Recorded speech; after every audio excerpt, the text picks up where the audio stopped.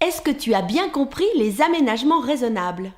Des aménagements raisonnables, ce sont des petites adaptations qui facilitent la vie de tous les jours des personnes en situation de troubles de l'apprentissage et de difficultés spécifiques. À l'école, il y a des élèves en situation de troubles d'apprentissage. Pour les aider, on peut faire des aménagements raisonnables. Ils ont droit à ça. C'est écrit dans la loi. Et ce n'est pas un privilège. Pourquoi? Tu aurais l'idée étrange de demander à un myope de retirer ses lunettes en classe? Non. Tu as une petite idée concrète de ce qu'est un trouble de l'apprentissage ou des difficultés spécifiques? Il faut que tu comprennes le terme 10. Celui-ci parle d'une difficulté particulière. Par exemple, la dyslexie, c'est la difficulté d'apprendre à lire et la difficulté à avoir une bonne orthographe. Dans ce cas, un des aménagements raisonnables qu'on peut te proposer, c'est l'utilisation d'un ordinateur pour t'aider à améliorer ton orthographe. Tu pourrais avoir de la dyscalculie.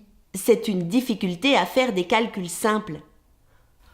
Comme aménagement raisonnable, je pourrais te proposer une calculatrice.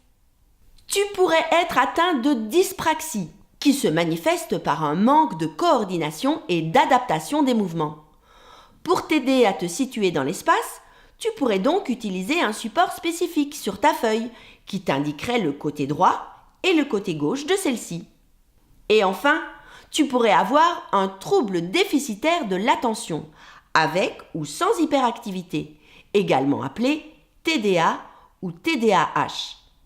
Dans ce dernier cas, pour t'aider à gérer ton hyperactivité, tu pourrais par exemple utiliser une boule anti-stress ou avoir la possibilité de te dégourdir les jambes dans le couloir sous la surveillance de ton professeur.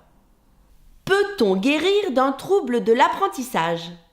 Non, mais on peut adopter des stratégies pour compenser ces troubles, comme par exemple porter un bracelet à sa main gauche pour la distinguer de sa main droite. Quels pourraient être les aménagements qui s'adressent aux enfants avec des difficultés spécifiques? Un enfant aveugle pourrait bénéficier d'un manuel scolaire en braille ou même d'un ordinateur adapté à ses difficultés. Pour un enfant à mobilité réduite, une rampe d'accès pourrait être proposée. Et tu sais, mon amie Éline, elle est trisomique et quand on était ensemble en primaire, pour l'aider, la maîtresse employait des phrases courtes avec des mots simples et énonçait une seule consigne à la fois. Et le PIA, c'est quoi ça? Le PIA, ou plan individuel d'apprentissage, doit être construit pour et avec l'élève et ses parents, ainsi que toute l'équipe éducative. Ce PIA est construit et évolue en fonction des observations faites tout au long de l'année scolaire, afin que l'élève puisse atteindre un certain nombre d'objectifs concrets, réalisables et évaluables. Et un plan d'intégration, c'est quoi? C'est un dispositif qui permet à l'élève de poursuivre sa scolarité dans l'enseignement ordinaire, tout en bénéficiant du soutien d'une école de l'enseignement spécialisé.